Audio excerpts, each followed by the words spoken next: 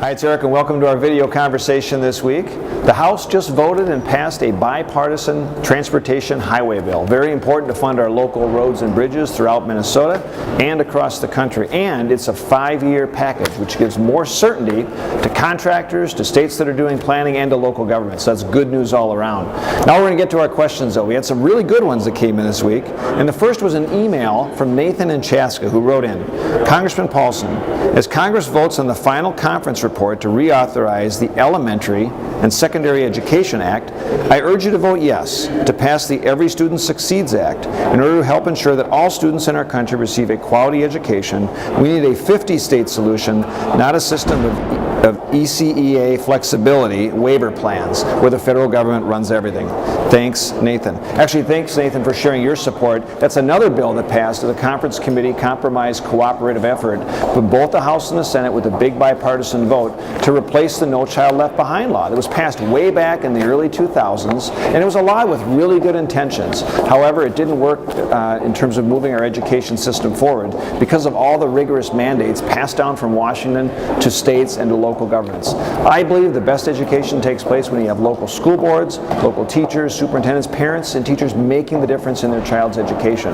The replacement that we passed with bipartisan support, again the President will sign, does allow states to have a lot more flexibility and choose the path that they want to go to making sure we have a 21st century education system.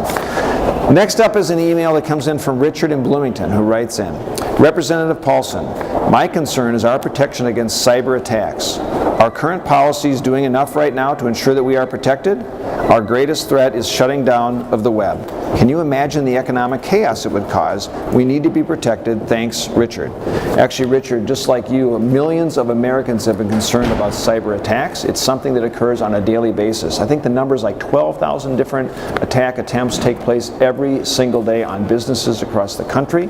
We're talking about accessing private personnel information as well as stealing secrets. Sometimes it's state-sponsored from Russia, China, or Iran or other countries, but it's also hackers that get into personal information and steal secrets. And this is very expensive to our economy.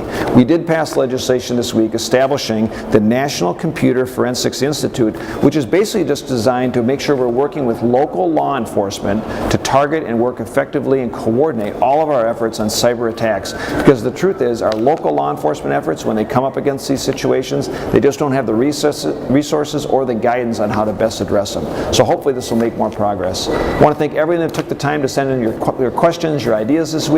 Had a great telephone town hall meeting this last week as well. Continue to stay in touch. You can reach me anytime on Facebook, Twitter, of course on the web at paulsen.house.gov.